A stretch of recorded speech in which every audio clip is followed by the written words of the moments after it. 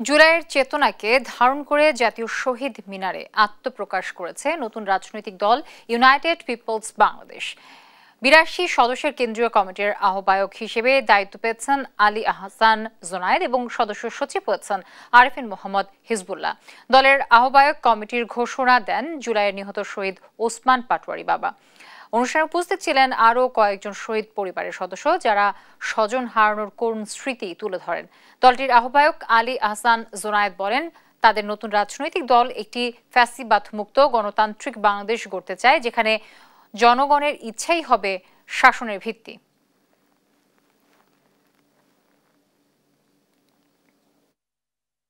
জুলাইয়ের আকাঙ্ক্ষা বাস্তবায়ন করাই হবে ইউনাইটেড পিপলস বাংলাদেশ তথা বাংলাদেশের প্রাথমিক লক্ষ্যমাত্রা।